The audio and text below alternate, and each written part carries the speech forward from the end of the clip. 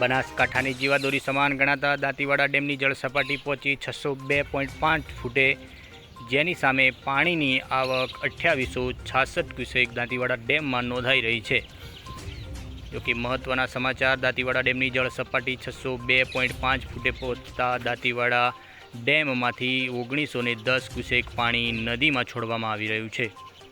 દાંતીવાડા ડેમમાંથી 2 દરવાજા મારફતે 1910 ક્યુસેક પાણી નદીમાં છોડવામાં આવતા નીચાણવાળા વિસ્તારોમાં જમીનના ભૂગર્ભતળ ઊંચા આવશે।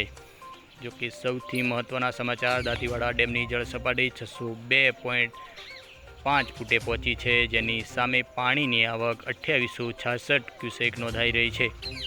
જોકે દાંતીવાડા ડેમમાં કુલ પાણીની સ્ટોરેજ 94.28% દાંતીવાડા ડેમમાં પાણી સ્ટોરેજ છે।